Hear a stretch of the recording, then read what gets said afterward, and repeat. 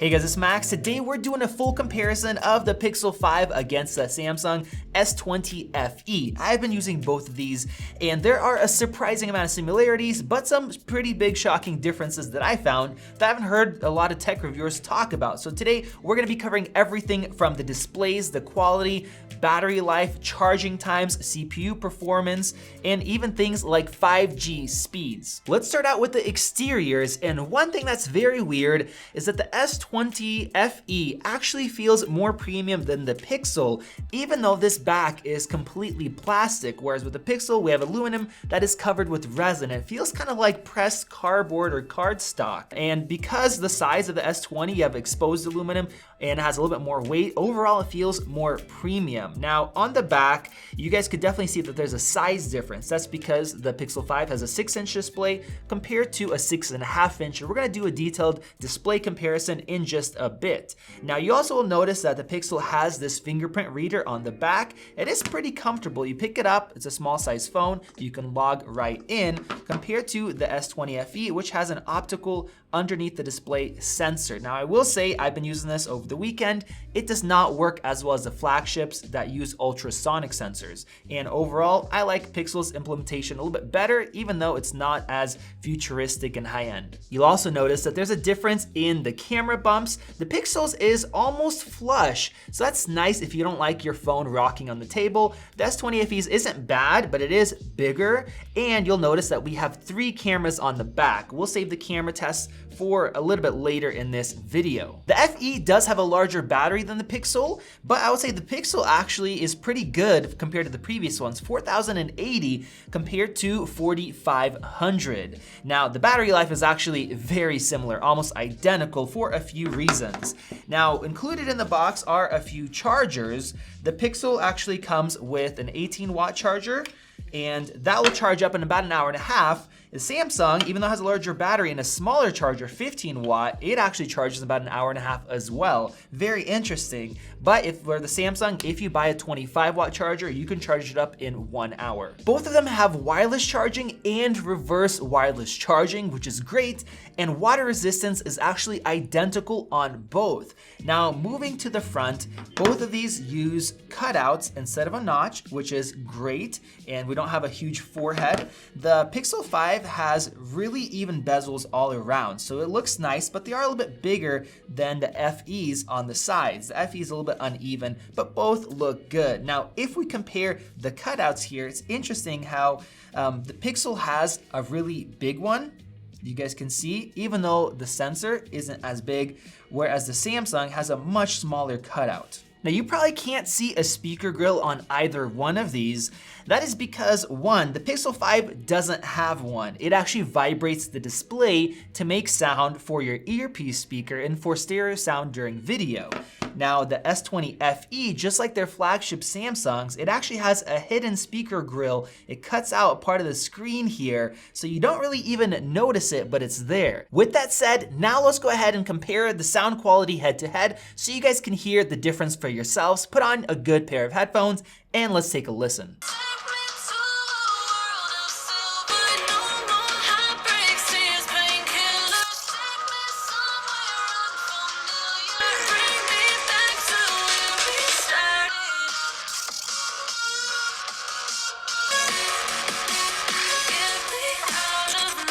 Let me know your thoughts down in the comments section below. I'll give you guys my opinion because I'm hearing it firsthand, not through a microphone and through YouTube.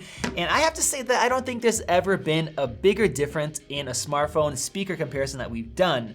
The Pixel 5, the bottom firing speaker is putting out most of the sound, and even then it doesn't sound great.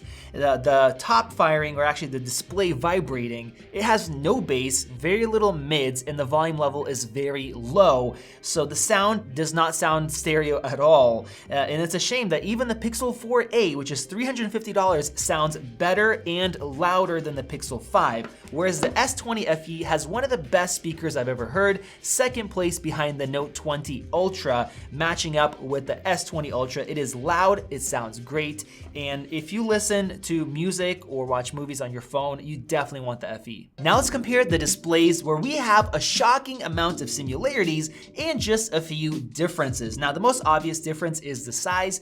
We have 6 inches compared to 6.5 inches. The resolutions are almost identical. They're both 1080p panels. The Pixel 5 has a little bit extra pixel density because of the smaller screen, but the sharpness and detail looks almost identical. I cannot tell the difference. Now, one thing that surprises me about the FE is that this 1080p panel actually looks better at 1080p than the Note 20 is, because that is a higher screen, but then if you drop it to 1080p for that 120 Hz smoothness, it actually looks a little bit worse than this one. So don't be concerned about the FE being a 1080p panel. It looks really good. Now the other difference is the refresh rates. We have 90 Hz for the Pixel compared to 120 for the FE. Now I was surprised by how little of a difference I could tell with my eyes. Occasionally I will get some stuttering with the Pixel, but it's actually because of the processor, not because of the screen refresh rate. Now here's some slow motion footage, 4K 120 Hz of both of them scrolling side by side. See if you guys can tell a difference and let me know down in the comment section. But in the real world, 90 Hz looks just fine. Comparing the brightness, if you set it to manual, the Pixel does allow itself to get a little bit brighter, but if you're in auto brightness mode, surprisingly, they're both very similar. And as far as reflectivity and off-axis viewing, they're basically identical too. One interesting difference we found is that the Pixel 5's HDR video looks quite a bit better because for some reason, Samsung is limiting the brightness for HDR video. And now let's talk about performance, and this is where things get very interesting. Now I'm excited to test out and compare the 5G speeds, which we're gonna do in just a second, but first we're gonna compare the CPU speeds, and then we're gonna touch on graphics. So both these have Snapdragon processors. The S20 FE has almost a top-of-line chip. We have the 865 compared to a 765G in the Pixel 5. Now the Pixel 5 does have 2 extra gigs of RAM. We have 8 compared to 6. Let's go ahead and do our CPU test and we'll see how they actually compare. And here we have the scores, and the FE is more than 50% faster in terms of single core and pretty much double in terms of multi-core performance. The difference is massive, and yes, you guys already know that the Pixel 5, it actually gets outperformed by not only the Pixel 4, even the Pixel 3 outperforms the Pixel 5 because Google did choose to go with a much slower processor. So yes, there's a big difference. Now, I do want to mention that as far as your normal usage, when you're going through your pages, you're scrolling through websites, your typical simple stuff, you can't really tell a difference. In fact, I much prefer the Pixel's stock Android. I like everything, the layouts, the keyboards, everything without the extra skin on there. But if you're gonna be keeping these phones for multiple years, and both of these are saying that they're gonna get 3 years of software support, the Samsung is still gonna be fast 3 years from now, where with the Pixel, I still every once in a while get little glitches and longer load times for apps, stuff like that. 3 years from now, it's gonna be a very slow device. Now, before we compare the graphics performance, I wanna go ahead and test out the 5G speeds because we also have a difference. Let's go ahead and run the test. We are here in Spokane in a business kind of area with a lot of people here and inside a concrete building. So let's see how the Pixel 5 does. So we're looking at about 33, 32 download, and our upload speed is looking right around 20. And now let's test the S20 5G. We're manually connecting to the same exact server, and it looks like our speeds are very close here, almost identical. And as you guys see, our speeds are fairly slow here in Spokane in general. Now I did test out these in other parts, and I also tested Note 20, and one very interesting difference between these two is that the Pixel 5, even though it does support millimeter wave 5G, it only has 2x2 antennas, and the modem is the X52 modem, which is actually half the speed of the modem that is inside of the S20 FE. So if you're in an area where you have faster speeds overall, for example, the Note 20, which has the same modem, I was able to get about 160 in Spokane, which the fastest I ever got on the Pixel here was in the 50s range. And now let's go ahead and compare the graphics. I have 3D Mark opened up right here. and let's go ahead and run them. This is a newer test. You guys can see for yourselves the difference in this gaming test. The FE looks smooth. We're running at about 25 frames per second, but the Pixel is super choppy. It also started the test about 5-6 seconds longer to load it, and we're getting at about 6 frames per second here. And for the scores, the FE scored almost 4 times faster, pretty much right there. So if you're a gamer, yes, you can play the latest titles right now on the Pixel. You're gonna have to turn down the graphical settings, but think 1, 2, or maybe 3 years down the line, and you're not gonna have a really great experience, where the FE is perfect right now, and it's still gonna be powerful a couple of years from now. And now let's talk about cameras, and this was always Pixel's strong suit. So we're gonna see how these two compare. Now, I do wanna let you guys know that we're gonna have a camera comparison, an unbiased blind one, which are always so much fun. If you guys haven't seen those yet, between this Pixel, the FE, and the upcoming iPhone 12 that we're gonna get later this week. So make sure you guys subscribe and enable those notifications. So the Pixel has a 12 megapixel front-facing camera, and on the FE, we have a 32 megapixel, a much bigger sensor. So here is a shot with both of them. You guys let me know which one I look better in. This year, the Pixel ditched the telephoto for an ultra wide, so both of these do have ultra wides, but the Pixels isn't as wide as you guys can see right here.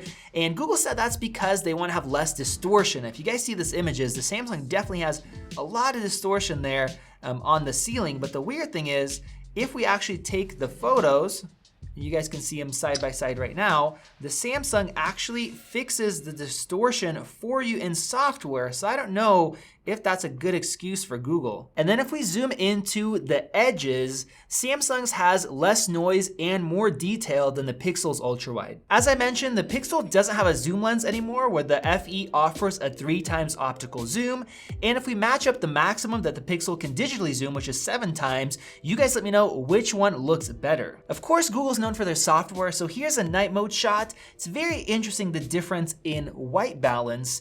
And here's a night mode shot using the telephoto cameras or the zoom feature. And here's a portrait shot. The Pixel does force you at a 1.5 times crop, where the Samsung won't let you crop until afterwards, and you can get wider portrait shots. Let us know which images look best down in the comments section below, but do keep in mind we're gonna have an actual detailed comparison that's unbiased, and it's gonna be a bunch of different shots there, so you guys don't wanna miss out. Make sure you enable those notifications. All right, guys, let's finish off with storage, prices, and then the final verdict. As far as storage, both have 128 gigabytes, which is the sweet spot for 2020 going into 2021.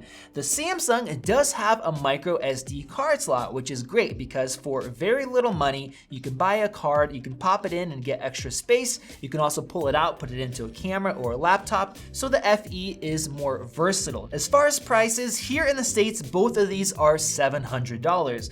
But if you're outside the States, there's some areas where the Pixel is $100 less because it doesn't have support for a millimeter wave out there, which the FE doesn't actually support either.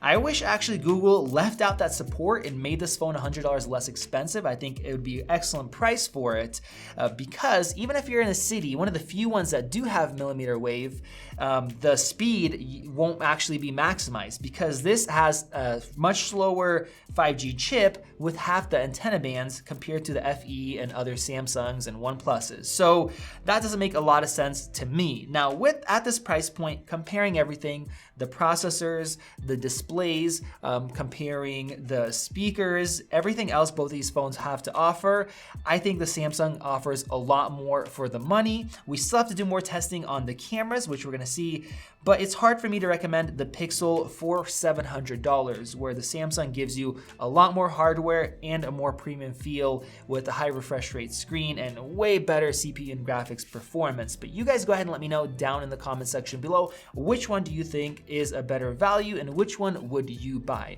Thank you guys for watching. Click that circle above to subscribe. And if you guys want to see a couple other great videos, we have them right over there. This has been Max, and we'll see you in the next video.